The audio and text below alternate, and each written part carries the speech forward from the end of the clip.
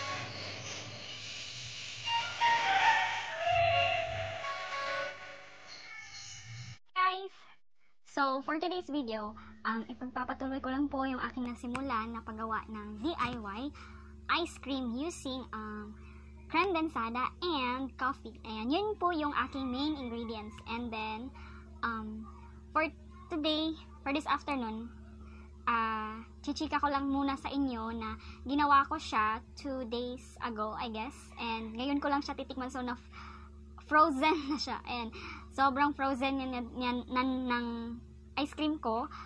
Ang ice cream na ginawa ko, sa yun, nahirapan ako mag-scoop kasi tigas na niya. And then, hindi ko pa siya natikman. So ngayon, titikman ko siya. And I just want you to know na this is my first time. So, wala, hindi ko alam kung tama yung ginagawa ko or mali. And then, eto siya. Ayan. Nilagyan ko lang siya ng stick-o. Nakita niyo yung stick-o sa ano ko, diba? So, nakita niyo yun dun sa aking vlog. Ayan. And then, bumili ako ng wafer. Ayan, Nissin wafer. One of the favorite, Nissin wafer. So, ayan siya. So, tatanggalin ko lang yung yung wafer. Tapos, yung stick-o, tabi natin. Na. Ayan yung kulay niya. Ay, ayaw mag-ano eh.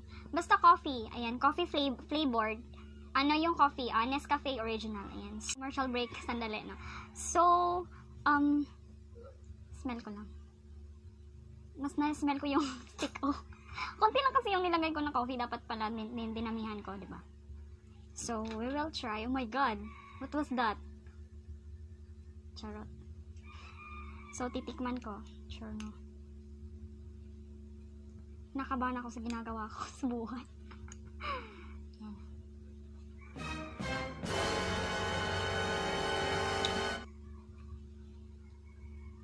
Grabe.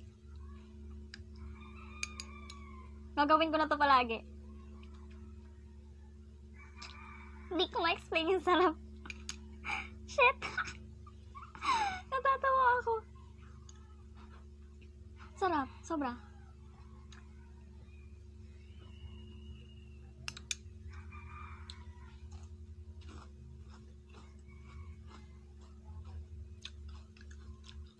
Ang sarap ng ice cream, promise. Gagawin ko na to palagi talaga.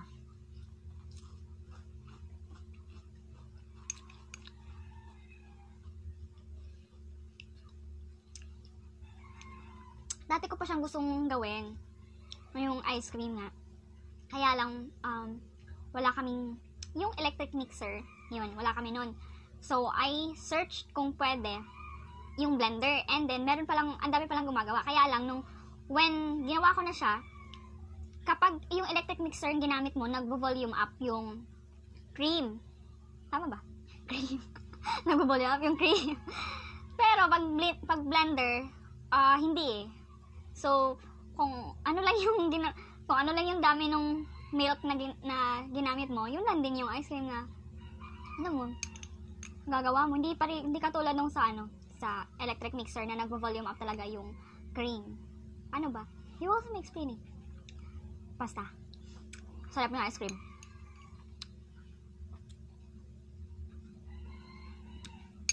Hindi ko na uubusin, guys. Baka magrambulan na yung tiyan ko. Kasi hapon na ngayon, 'di ba? And then, hindi ako sanay sa malamig.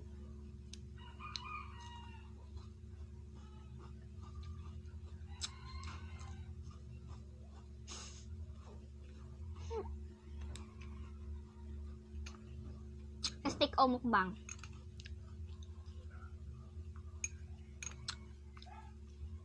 Ubusin ko lang to kasi konti lang talaga to eh. Konti lang nilagay ko. Tapos ang cute ng ano. Ang cute na to. Yan, ginamit ko lang yung ano nila. Hindi ako nagpaalam. Yan.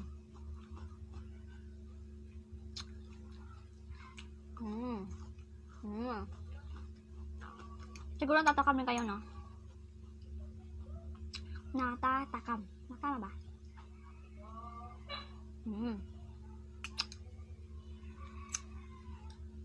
So, ayun, chika. Konting chika. Thank you so much po sa lahat ng nag-subscribe sa channel ko. Ayan, nasa 1,300 na kami. Na tayo. Salamat sa akin. 1,300 tayo. 1,300 subscribers na tayo. So, ayun. Thank you so much po. And, for my watch hour update, malapit na po ako sa 1/4. Ayan, konting-konti na lang malapit na ako sa 1/4. So, ayan. Salamat po sa lahat ng nanonood ng aking mga vlogs. Ayan, sobrang laking tulong po ng inyong pagpapanood. Ayan, sobrang laking suporta na yun sa akin. Ayan, salamat sa pagsuporta sa aking small channel. Ayan. We will show our, ice cream, coffee flavored mukbang.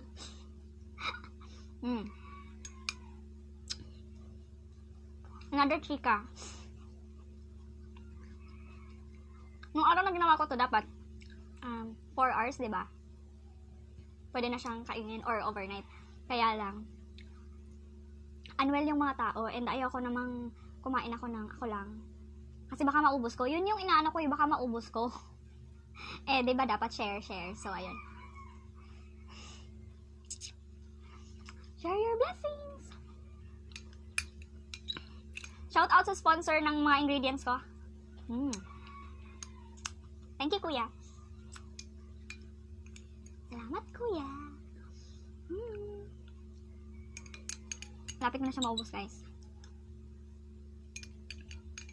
Sobrang tamis. Next time kong gagawin, kasi lasang ano pa talaga siya. Dadamihan ko na yung coffee. Kasi nung napanood, yung mga tutorials na napanood ko, ayan, konti lang yung coffee na nilagay nila. So, next time, mga, 1 tablespoon. Yan, naubos ko yan, guys. Yay! Simot! Diba? Yan. And then, so, ano pa ba? Kainin ko na lang yung wafer. Mukbang. Mukbang lang, girl.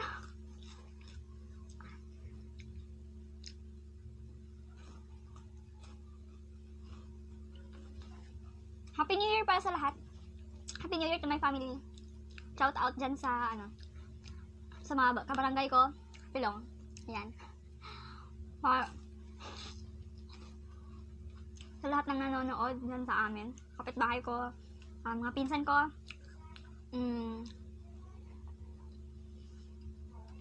Paano bang Tagalog doon? Relatives, ayan. Friends, neighbors.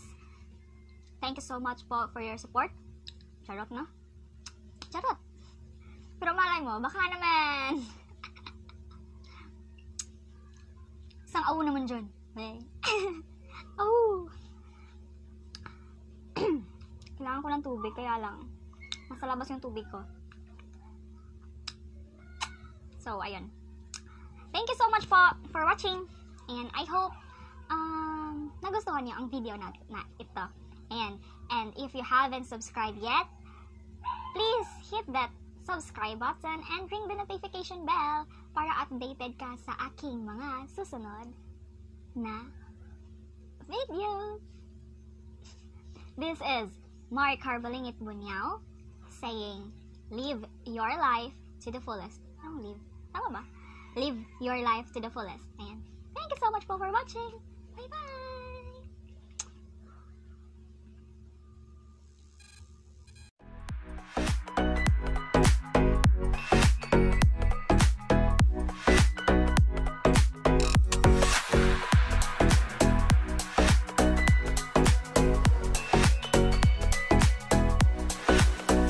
Yeah, you love New York City.